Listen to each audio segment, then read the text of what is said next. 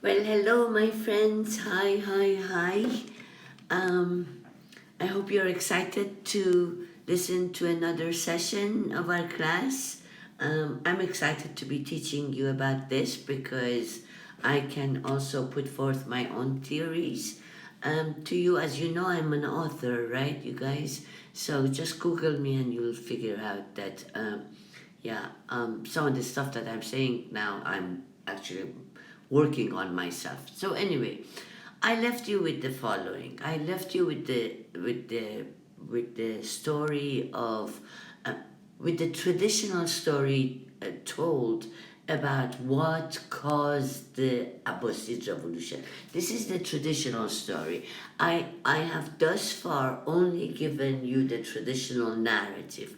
Now I'm going to kind of deconstruct it, right? I'm going to ask you to think with me about alternative versions of what I told you is an old historical perspective. Now I'm going to give you a newer perspective, so to speak. But the traditional perspective, you remember, told us that, the messianic beliefs had infiltrated the Iraqi milieu. There were tribal conflicts, there were Kharajites, and then there were the converts. Oh my God, the converts. Everybody according to the traditional narrative, right? All the conquered territories became Muslim overnight, right? That cannot possibly be the case, right? Because people don't just turn away from their ancestral religions, um, for nothing, right? So, but we're going to go more and discuss these things. So the traditional narrative says that all of these forces, the fact that Umayyads were functioning as big sheikhs and like emperors, and they were not very pious, and along with the Kharajites, and the whole story of Karbala and all of that, in other words, was not yet over, right? And now I will tell you also what I think about that whole narrative, but little by little. Okay, but in order to discuss the new perspective, I want to start by this uh, this question of conversion, and how did conversion take place, and so on and so forth. But before I do that, I want to start by the maps at our disposal, and I want to start with the trade routes, and the commercial dimension of what was happening up to the Abbasid revolution, right?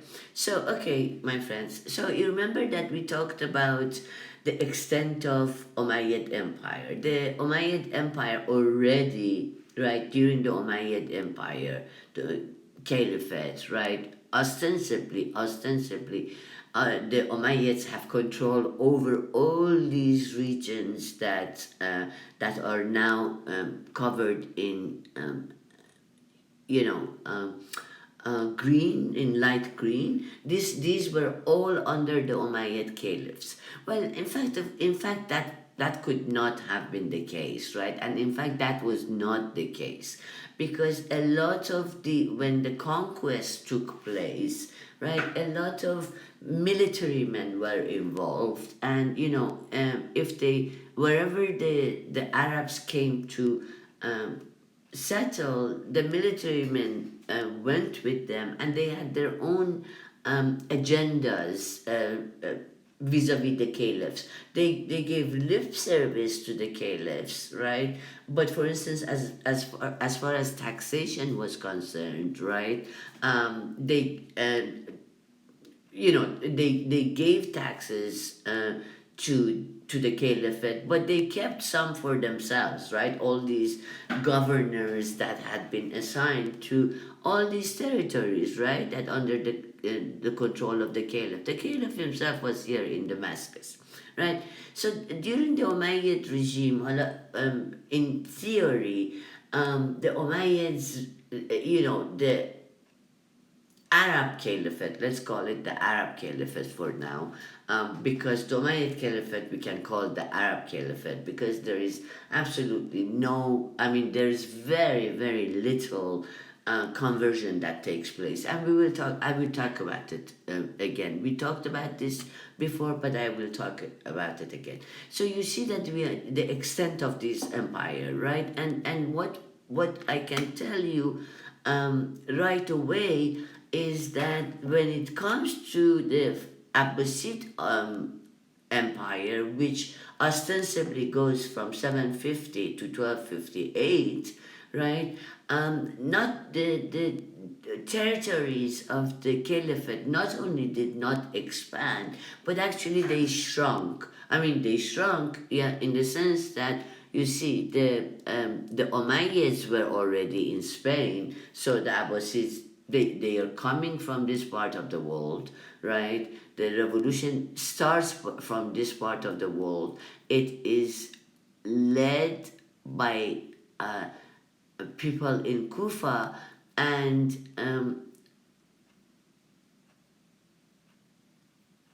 the person who starts the revolution, who's the one of the leaders of the revolution is here. So there is a three-way sort of connection that we're talking about. But what I was talking about before is that so the Abbasids they're coming from the east, right?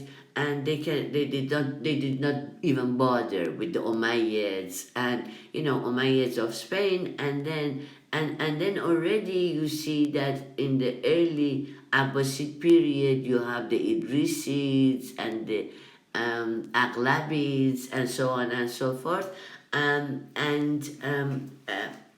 the Aghlabids give lip service probably to the Caliph, but the Idrisids and the Umayyads of Spain don't, right? So this is the realm under the Abbasids. And the base of the Abbasid revolution, as I told you, was Khorasan, right? You see that here is the Khorasan region of Khorasan in northeastern Iran.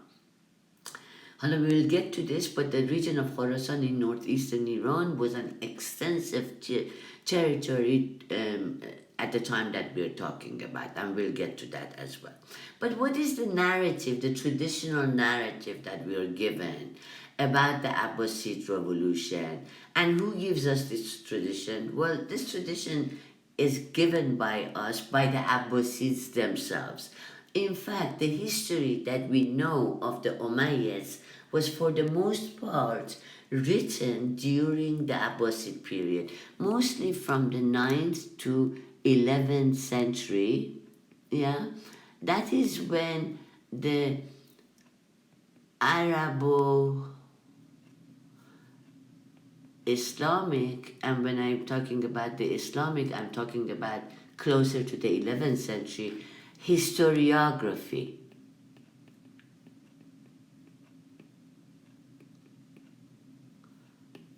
begins.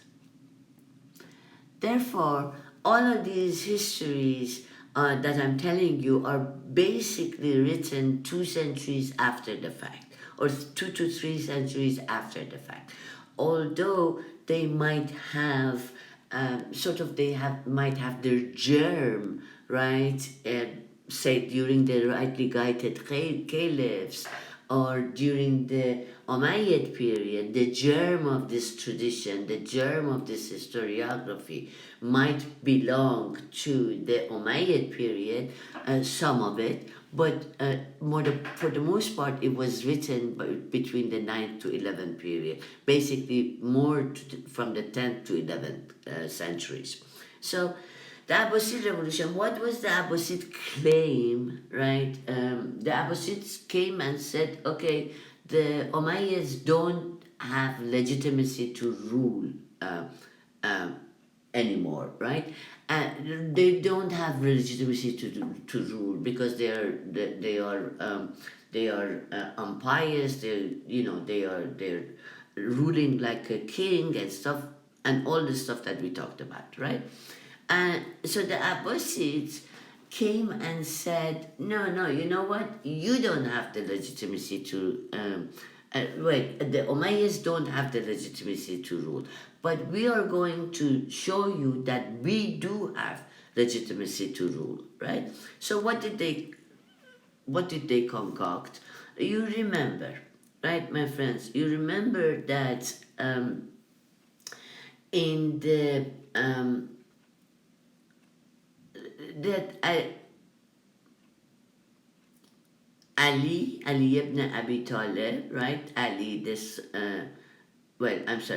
ibn Abi Talib, right? Ali, the son of Abu Talib, right? Um, he married once to Fatima, the daughter of the Prophet, right? And from that marriage, we get the line of Shiite imams, right? So, Shiite imams, right? Yeah. But Ali did not only marry Fatima, Ali also married, right, a Hanafi woman, Hanafiya woman, right? Um, which is a tribe, right? And from that marriage, the marriage to Khawla bint Jafar, right, his wife, from that marriage, we have Muhammad ibn Hanafiya, right? So Muhammad ibn Hanafiya also had a son, Abu Hashim. Excuse me. So you remember that and therefore we call these Hashemiyah.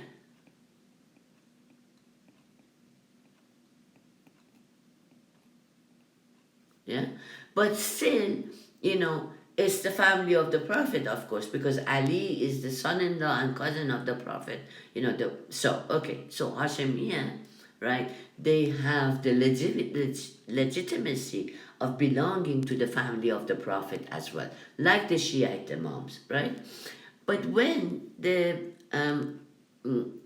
Abu Hashim dies, before he dies, right? Before he dies, he says that I am transferring my authority, right, to Muhammad al Imam, right? I'm transferring my legitimacy to Muhammad al Imam, right?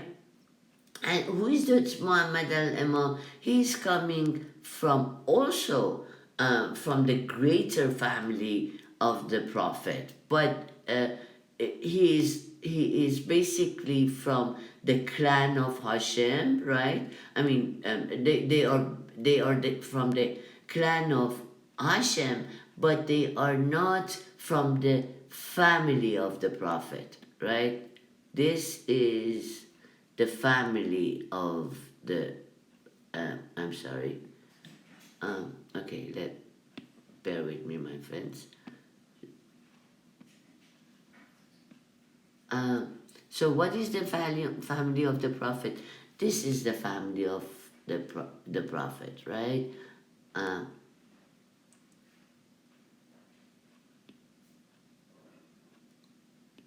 Okay, let's go slowly, right?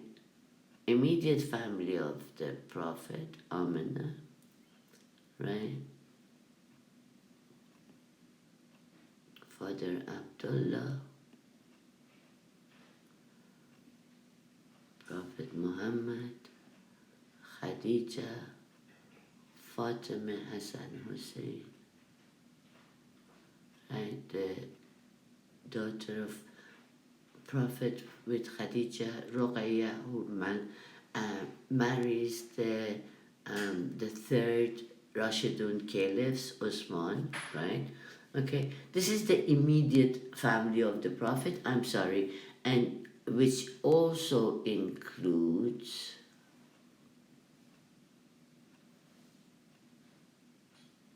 right? This is the immediate family of the Prophet. Um, this line, right, um, belongs to, this line is not exactly in the family of Prophet. It is in the family of Abbas, which is an uncle of the Prophet, right? And therefore not part of the nuclear family of the Prophet. So anyway, when it gets to Abu Hashem, for whose rule Mukhtar had risen, right? You remember it from your readings, right? He had said that, okay, I am going to transfer the legitimacy before he dies, and because he doesn't have offspring, right? He's going to give his legitimacy to Muhammad al-Imam, from whom we get the Ibrahim al-Imam, and then the first caliphs, and we're going to get to the Abbasid caliphs. Well, actually, these are, where are they? Oh, well, we're going to get to them. Okay, so, so the traditional story has it that this, so the sort of the Abbasids, right? The Abbasids took over the claims of basically the Shia, right? Because it's the family of Ali, and you know that the Imams have offsprings and everything. Anyway, they take the Abbasids,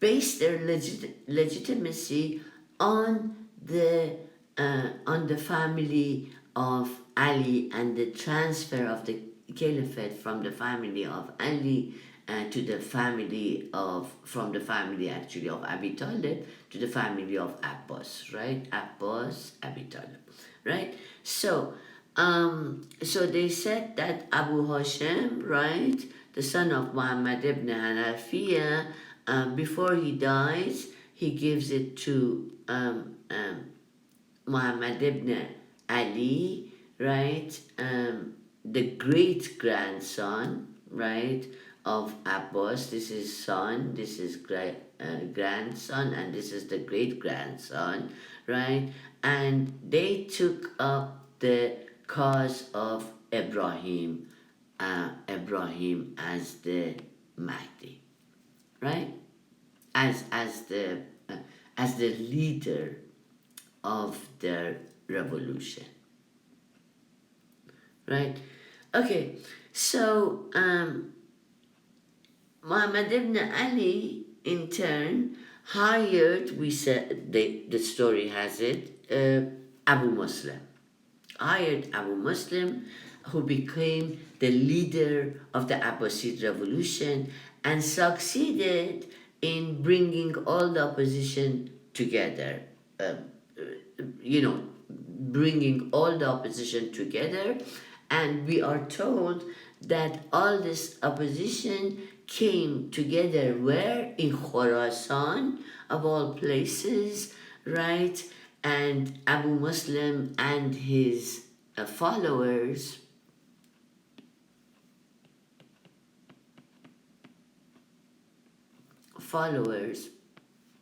Abu Muslim and his followers started from Khorasan, right? And unleashed the revolution with unfurling black flags, right, in a village near Marv, right, my friends? So this is the village near Marv, right? And as you see, it's in Khorasan, right? Khorasan. By now you know how to write it. Khorasan with a O or a U, doesn't matter, right? And this is how the Abbasid revolutionaries come, right? And come and take over Kufa, right, for one thing, right, and right, they come and take over Kufa, and then finally they come, and we don't have it on the map here, but finally, yes, I can, we have it in the map. They come from this part, as you saw, right? We are told they came from here, they went through Kufa, and then they finally went to Damascus. They killed all the um, the you know and all the family of the Caliph and all the Umayyads, right? And they went on to conquer the rest of the Umayyad territories here, right? And so on and so forth. But Khorasan was the base of this revolution, and we are going to be talking about Khorasan now, right? So we have the narrative of the Abbasid revolution. We know that its leader was Abu Muslim, which simply means the father of a Muslim, right? Well, in a way, tells you that he himself is not a Muslim, right? He's only the father of a Muslim. So some claim that he was an Iranian. Some claim that no, he was actually an Arab, right? Whatever he was raised in Kufa, right? That's how Ibrahim al-Imam could send him to Khorasan, right? So they come and they depose, so to speak, the Umayyads, right? And they unleash a new era of the Abbasids, right? And mind you, they're writing these stories during the Abbasid period, right? So okay, so we want to concentrate on Khorasan. Why? Because the revolution started from there, right? And we want to see what exactly caused the revolution. I told you the traditional account, right? Umayyads were this and that, and then the Abbasids, they didn't have legitimacy, therefore Abbasids get their legitimacy from the family of the Prophet through this transfer, right? And the Abbasids come to establish a new era, right, so to speak. So why we're going to concentrate on Khorasan. Why in Khorasan? Because the story that we are told about Khorasan is that from the period from 650 to 750, right, we are told we get hundreds and thousands of Muslims. Why do we get all these Muslims? Because we are told the Arabs settled all over Khorasan, right? This greater Khorasan, right? Remember, this is the greater Khorasan. So we are told the Arabs settled all over Khorasan, and since they were Muslims, right? Already by by 650, when they came to conquer Iran, they are supposed to be Muslims, my friends. Now, I am going to ask you to take a leap of faith, right? I'm from now on, I'm not giving the traditional account. I'm giving the historical account of what happens, right? I'm not talking. I'm not giving the religious sort of narrative or the Abbasid narrative of origins, but rather a separate narrative, a secular historical narrative, right? So The question was that, okay, Arab settlement,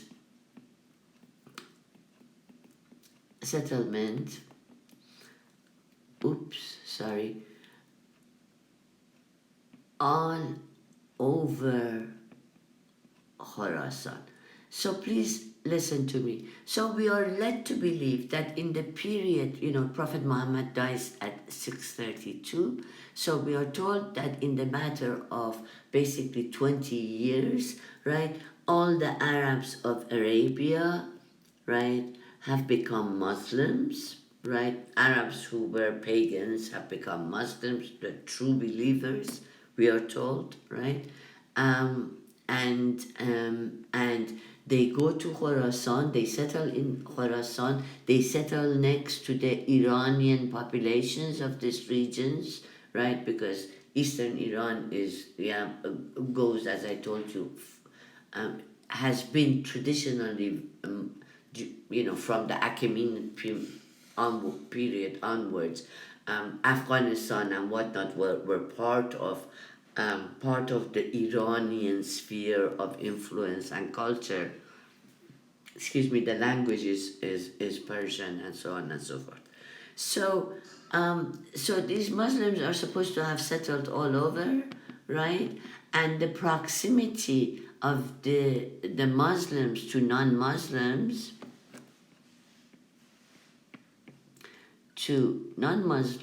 which are primarily Iranians, right? What led to conversion, mass conversion, right? So these converts, these newly created converts, I hope you're with me, right? So all these newly created converts became also disgruntled. Why they became disgruntled? Primarily because of the fact that they were ostensibly told that if you become a Muslim, you do not have to pay the jizya or the poll tax, right? You don't have to pay the poll tax. That was the theory, but in practice, not only did the Umayyads not encourage conversion, right, but from the converts, they continued to collect the poll tax, right? So, and who are the converts? The converts in this context become the mullah. Every converts become a mullah. Now, the institution of mullah, the plural of which is mawali, right, is actually an Arabian institution that had to, that comes from pre-Islamic Arabian Peninsula, where when in the fighting of tribes with one another, and you've seen how many tribes there were, and of course there were, there were minor skirmishes and razzias,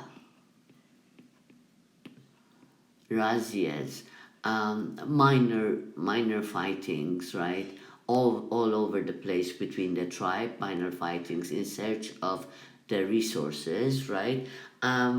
So the population of Arabian Peninsula who did not belong to a tribe, right, and therefore the tribe could not protect them. This population, right, attached themselves to another tribe, right, and became the mullah, i.e. the client of the other tribe, wherefrom they got their protection, right? So the plural of this is Mawali. And these Mawali, right, are supposed to be concentrated in greater Khorasan, right? And we are told that their conversion was sincere, right? And that they and that they were equally upset with the situation in Damascus, right? And therefore the revolution happened in Khorasan because Khorasan had the most converts, right? That had entered. Most Arabs entering there, most Arab settlement, and therefore most conversion, most disgruntlement, right? And therefore started, the revolution erupted, right? And this is how the revolutionaries went, right? They did not come this way, right, to go this way. No, they went the way that we have it marked in on the slide itself, right, my friends? So, um, so in order to see whether this is correct or not, this theory was correct or not, one of the first things that one needed to do, is to see what was the pattern, right, of Arab settlement in Khorasan.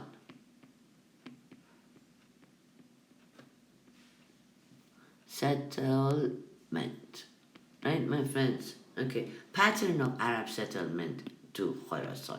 This was something that I did, right? And nobody else had done this before, right? So we went and and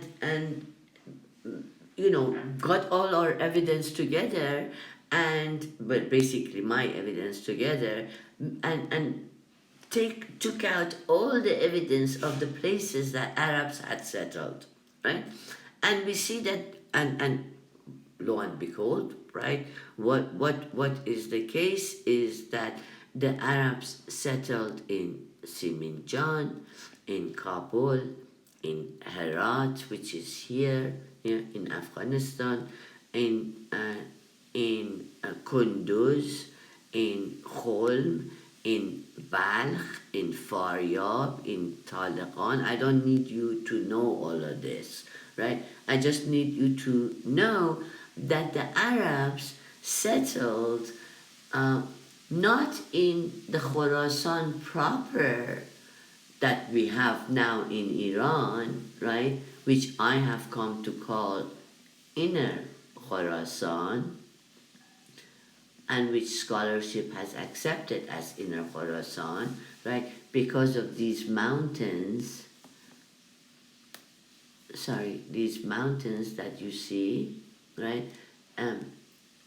Dividing it from Outer Khorasan.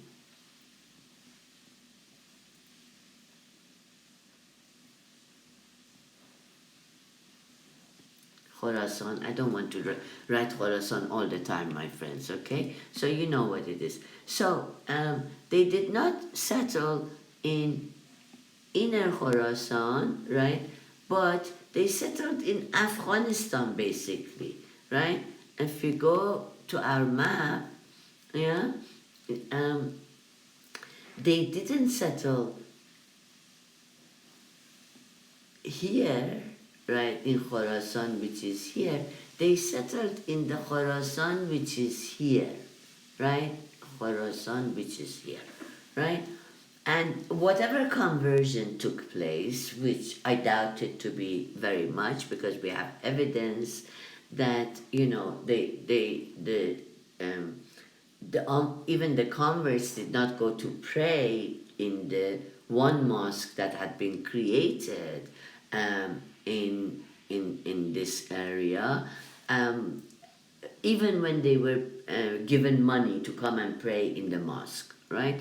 So okay, that conversion business, the claim to conversion thus far had been you see that there's a name of Mawali coming here and there, in the records, right, from Khorasan, right? And therefore there was a lot of conversion. Or why was there conversion? Because Arabs settled there, right? But we came and said, no, Arabs actually did not settle in Khorasan proper, which is that way, right, which is that way, right? But in outer Khorasan, right? Why did they settle in outer Khorasan? In order to see why they settled in outer Khorasan, I want us to go back and talk about our trade routes, right, my friends, right? So you remember the Arabian Peninsula and the trade routes of Arabia Peninsula, right? The Arabian Peninsula connected, right, Africa, right, and Western Asia, right, um, also to Iran and the regions east, right? But you remember there was quite a bit of um, sort of trade going on in the Arabian Peninsula as well itself, right? And these are the trade routes. And one of the trade routes that is missing here, right, is this trade route, right, which is the incense route, right? Um,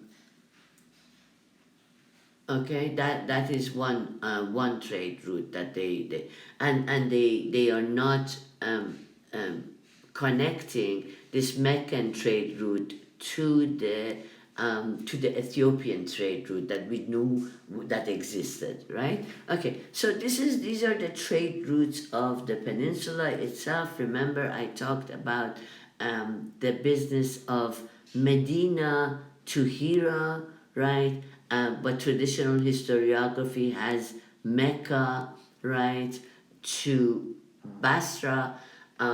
Okay, some argue that it is not clear that even Mecca existed or not, right? That Mecca came into being only after Mukhtar's revolt, right?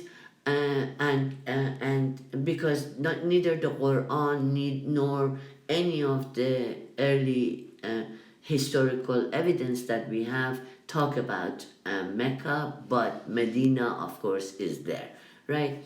So that's one thing. The other thing that I want you to know is that there is questions about whether or not the Prophet Muhammad actually died at 632 or not, right? And whether or not the conquests started after the death of the Prophet or not. I came and argued that the conquest did not start from 632 onwards, i.e., during the rule of Abu Bakr and Omar, right? But from 628 onwards, and at that based on the chronology that I got from the Iranian sphere, from the Sasanians who marked their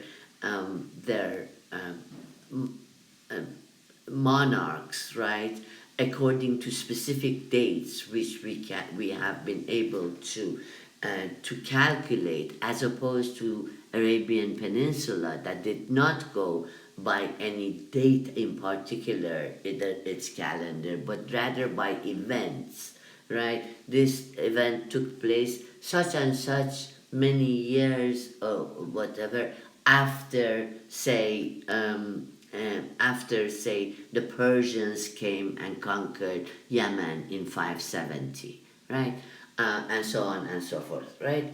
So so so I came and argued that no, actually, it seems like the conquest took place at the time of the Prophet. At the time of Prophet Muhammad, all the relevant kings and queens of Iran appear in the narrative of the conquest um, during the lifetime of the Prophet, but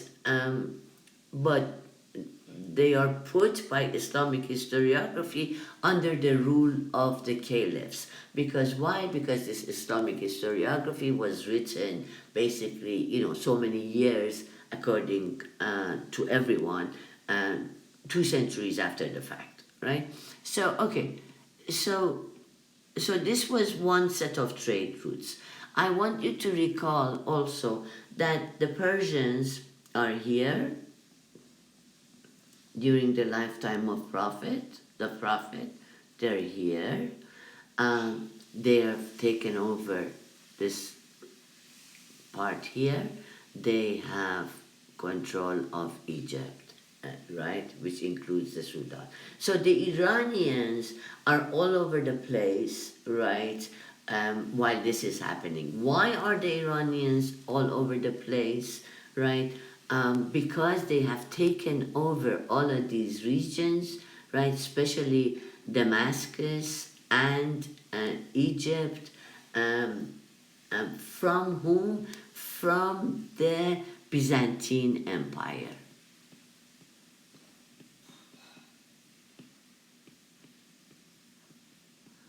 Remember the extent of our Byzantine Empire, right? Uh, so the Persians, from 602 to 628, right? The Persians are fighting Sasanians, are fighting the Byzantines. And all these Arab tribes, right, that are involved in trade are also involved in these wars, right? So that by 628, which is the time that Prophet Muhammad goes back to Mecca and conquers Mecca,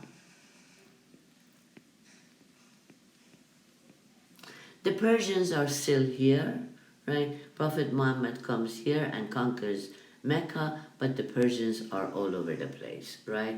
And remember that, right?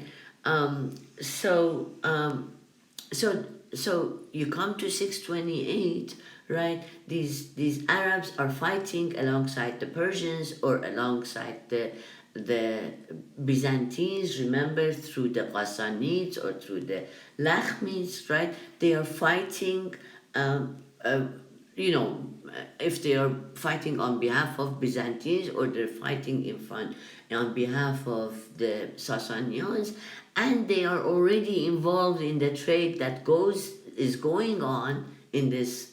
So the Arabs very well know what are the trade routes, what are the commodities of trade. They know very well how luxurious the silk trade had been, the Silk Route trade had been, right, for the Sasanians and the Byzantines, and how silk had become like oil in the ancient world, right? Okay, so this is the Meccan trade as far as we were concerned, right? So now, and this is a schematic map of trade routes, my friends, right? In general, right? Well, this is your Silk Route,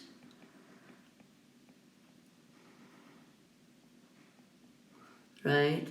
And which went, and this is correct, which went through all of these areas, right? And went through southern Caspian, right? Before going to Ctesiphon and whatnot, right? And before going to very important destination, Antioch, which is part of the Byzantine Empire at that point, at this point, right, my friends? Okay, so we have a schematic sort of dimension of trade. This is supposed to come to a city here called Hamadan, Hamadan. Again, I don't want you to remember that, but this is coming from south of Caspian and going to basically either the Persian Gulf or here to Ctesiphon. But as this map shows, a little bit more accurately, there was also a trade route that continued this way to go through Antioch. In other words, there was, right, through the Sasanian period, this route that went from the, the environs of China, right, through, all the istans that you have now, right, through this um, Khorasan highway, right, this part, right, and straight to Antioch or to Ctesiphon, right? Um, okay, so we have this route, and this route is functioning, right? This route is functioning throughout the Sasanian periods, right? So that is one route. But another route that is not listed, right, my friends, is this. Well, we have the oceanic route that goes through the Red Sea and Yemen, right, Persian Gulf, right, to India and the Indus River, right. Then it goes through India, right, and through the Strait of Malacca, as you see here, right, and into China, right? This is the sea route, and these are the the um, the land routes, right? And very clearly, we do have this issue that here is Bactria or Balkh also, Balkh, Balkh, right? Again, I don't need you to know, but this one is important to know, yeah, that there was a route, right? This route, of course, but there was also this route, right? Yeah, um, and the land route also was going. I'm sorry, this way, right? So there were a number of routes also, yeah? The point is,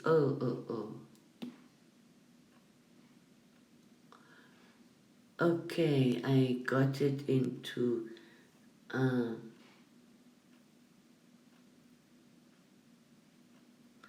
um,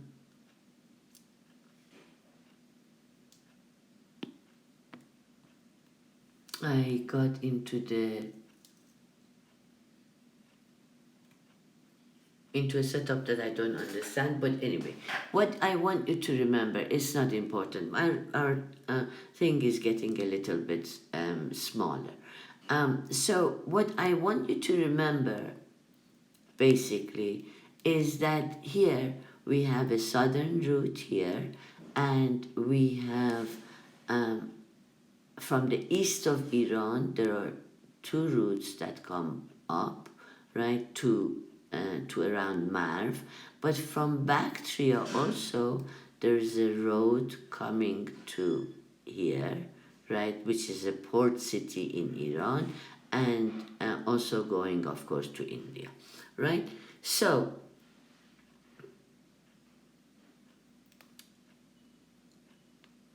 here, right, again, we have all these trade routes, and these are functioning through the Sasanian period, right, my friends? This is very important. These routes are functioning through the Sasanian period. You have your Arabian routes, you have your sea routes, right, and um, and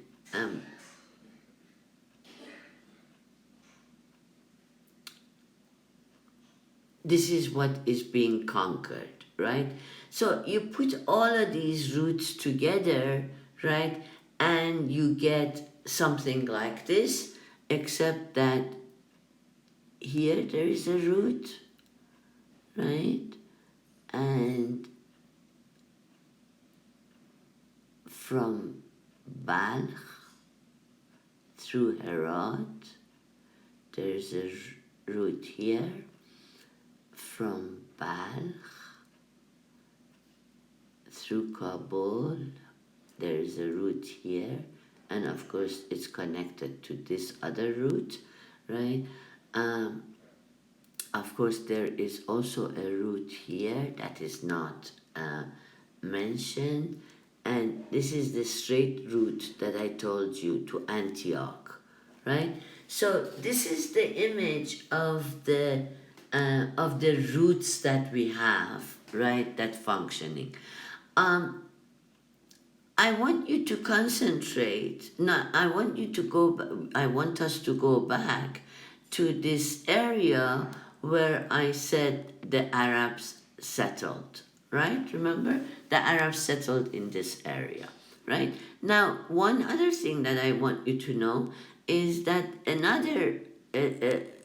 a different Arabian tribe, the Azd tribe, which was actually a merchant tribe with a lot of riches, right? They had come from Yemen and they had settled all over western coast of the Persian Gulf, right? They had also settled here, right? So from when? From the 3rd century onward, right? You had Arabs settled in the southern portions of Iranian plateau. So that in Iran now we have Arab Iranians, right? There are two different sort of linguistic groups, right? Semitic and Indo-European, and two different peoples, but they have actually become one, actually, so to speak, at least in this part of the world. So, and these people, the Arabs that were the Azd, that were here and here and all along here, of course, they knew about this route to India, right? And they had conquered, and they had come and conquered and settled with Marv. Marv is also part of it, right? They had come and settled over here, right? And my contention is, why did they settle here? Because they very well knew of this connection of China to India, my friends, right? China to India, right? Once you get to India, it's easy to take commodities west, right? But from China, it is a long route. So what you do is you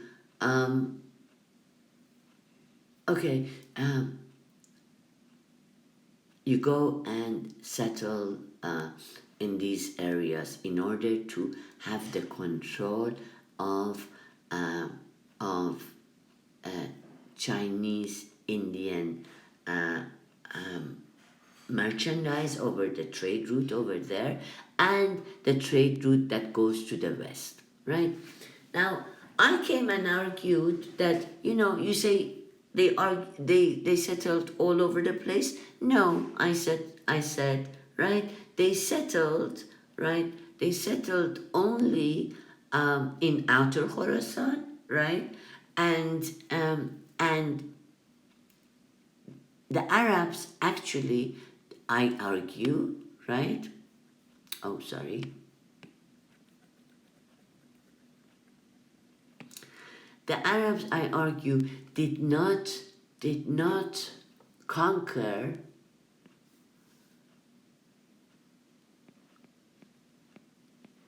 this part of Khorasan. This is the part that the Parthians were continuing to live in. Now, I have not talked about I've talked about the Sasanians for you, but I have not talked about the period before that. Well, what I want you to just know is this chronology, right? So you have in the Iranian context the Achaemenids, which ruled from basically 550 to 330. Then you have the rule of um, uh, Seleucids, which goes from 330 to 230. Then you have the rule of Parthians, and then you have the rule of Sasanians, right? Parthians 224 or so to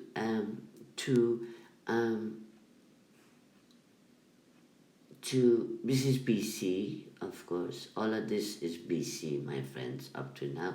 The Parthians come from 224 BCE to 230 CE, after which come the Sasanian 230, right, to 650, when the last Sasanian king dies, right? So I hope you got that. If not, just go back a little bit, my friends. So,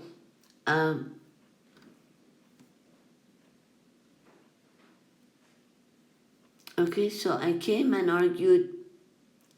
I said, look, this whole business of considering history as coming and going of dynasties, and in the case of Iran, under the chronology that I gave you, is kind of it's extremely ridiculous, right? It is not as if, the immigrants that came originally, that settled in the United States, right, or those who come and settled in the United States now, right, it is not as if they don't have connections with their brethren, wherever they are, right? I mean, with their people wherever they are. Like Arabs did not lose their connection with other Arabs, and and so on and so forth. So when you talk about when you talk about the Arab conquests, right? You have to keep in mind that the Arabs had actually, during the Arab conquest, had made treaties with these Parthian dynasties, and they had told them that we don't want to do anything with your lands. We don't want to take over your lands. We want to go to the mercantile places of this area, right? And that's exactly what they did. They went to the mercantile places of that area, and from thenceforth, their trade during the Umayyad period, their trade, let's see, okay, during the Umayyad period, their trade went this way, right? Not this way. In other words, this area was from 650 to 750, remained under, let's say, Parthian and Sasanian control, right? And there was no Arab conquest of northern Iran, northern sections of Iran, right? So, according to me, in my book, The Sasanian Empire, my friends, right? Decline and Fall of the Sasanian Empire, the Sasanian Parthian Confederacy, and the Arab Conquest of Iran, which has been translated into Persian and in Arabic, but I couldn't find the Arabic one, right? According to me, they did not settle in the northern territories, and the Abbasid revolution, the narrative tells us the Abbasid revolution the Abbasid revolution well took place in 750 because of lack of piety and this and that. And I tell you, no, my friends, the Abbasid revolution took place in 750, right, from the population actually that had been settled in Afghanistan, Herat and Balkh and all the areas that I told you, right? And it was exactly the opening up of this route, which was the shortest and most important route to Antioch, right? That the Abbasid revolution took place, right? Once the Abbasids come to power, right? They move their capital from Damascus to Baghdad, and I'm going to talk about the rest of the story in the next session, my friends. So I hope this was informative for you. I hope I taught you a lot.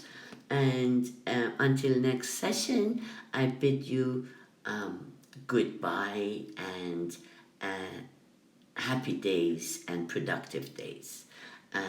Okay, my friends. Bye bye.